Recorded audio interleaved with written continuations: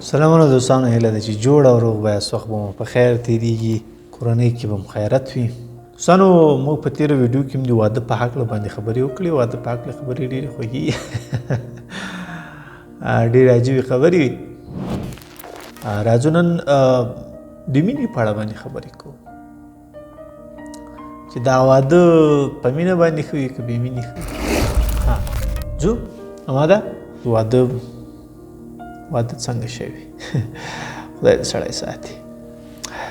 ډېر خطرناک وي. اوسني حالاتو ته چې ګورې، اوسني پیسو قیمتو ته چې ګورې، اوسني اخلاقو ته چې ګورې، که دې نري که دې ښځې پوه شې که دواړه ته ډېر سخت.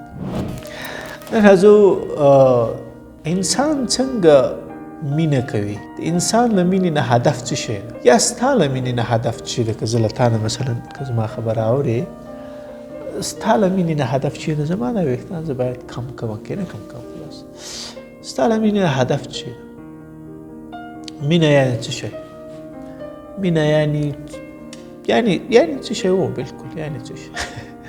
انسان ولې عاشقېږي، ولې وایي چې زه عاشق سوی یم؟ عاشق معنا څه شی چې ډېره مهمه موضوع ده. ټول انسانان په یو شکل نه په یو شکل باندې عاشق کېږي. ټول انسانان په یو شکل نه په یو شکل مینه کوي. اوس مینه ډولونه لري. مونږ تاسې دلته راځو د ژوند د ملګري په اړه چې ډېرې علمي خبره ده. انسان ولې مینې ولې مینه کوي؟ چې کله هم د مینې خبرې چېرته روانې وي سړي ته خندا ورځي. دا ولې دا به تاسو امتحان کړي دي که نه؟ کله هم چې چېرته د مینې خبرې روانې وي بس سړي ته خندا ورځي. زه دغه مسایل ډېر لیواله نه یم چې بیان یې کړم، خو خلا پکې د معلوماتو، خلا پکې د نبود د علمیت او د ستونزو وینم، نه ځکه په خاطر باندې چې هغه کوم شی مې لوستی دي، تجربه مې کړې ده، غواړم له تاسو سره یې شریک کړم. تاسو به اوس وایئ چې مینه دې م کړې ده. نه،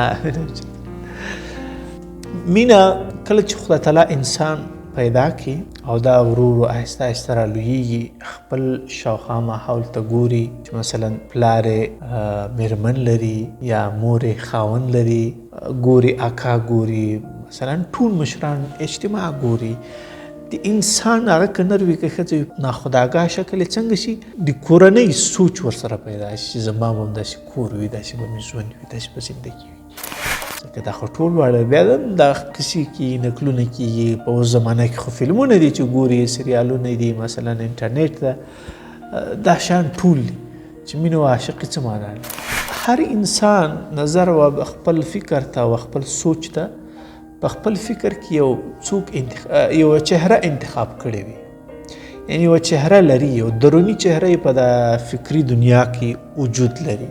یو انسان ډېر وګرځي، بالاخره هغه که نر وي که ښځه وي، په یو چا باندې دی مین شي. دا مینتوب یعنې څه؟ دغه کم تصویر چې د ده داخل په ذهن کې ده، دغه له بهرنۍ چهرې سره څه شی وکړي؟ میچ وکړي. تقریبا که میچ ونه کړي، نزدیکوالی ورته راشي. د هغې په عاداتو کې یا د هغه په عاداتو کې، په کارونو کې، په ناسته کې، په خندا کې، چې کوم سوچ که هغه نري که ښځه کوم فکري نړۍ کې چې د دوی هغه چهره وي، هغه وویني په ظاهري شکل، په رښتیا شکل یې په ژوندۍ بڼه وویني. دغه ده چې دی ناخودآګاه څنګه شي، وهڅېږي، راحت پیدا کړي چې زما دنیا خو میچ وکړل. هغه که نر وي که ښځه وي، د هغې په خندا کې یا د هغه په خندا کې، د هغې په غوسه کې یا د هغه په غوسه کې، د هغې په نورو کارو کې. نو دا اړیکه لږ مخکې لاړه شي. کله چې مخکې لاړه شي، دلته جګړې هم پکې را پیدا شي، مخالفتونه هم را پیدا شي. په دواړو طرفو دغه مخالفتونه تر هغو نه را پیدا کېږي تر څو چې واده وشي، یا د بعضې مخکې له واده را پیدا شي. دا چې ولې را پیدا کېږي، دا چې د چا مخ ته را پیدا کېږي، د چا شاته را پیدا کېږي، هغه بېله خبره ده. دا چې ولې را پیدا کېږي، د دې ډېره مهمه خبره ده. د دې مهمه خبره دا ده چې دلته د انسان یوه تقاضا ډېره غلطه وي. البته دا د مور و پلار یو سوچ هم د خپل اولاد. دلته د انسان د مور و پلار هم بیا تشریح کوم درته. دلته دغه د عاشق فکر چا کوم څوک چهره د ده په ذهن کې انتخاب ده دی غواړي چې د د معشوقه عینا همغسې کار وکړي چې د ده خوښي هغه چې کله خلاف د ده د دې دنیا کار وکړي دی هغه خبره نه وي چې د ده دا خوښي نه خوښي یو کار یا هغه خبر په اصطلاح باندې خبر نه وي که نه وي او کار یو د کوم دا معشوق اتې به ورته وایي چې اتې پوهېږي څوک وایي غزنچیان اتې وایي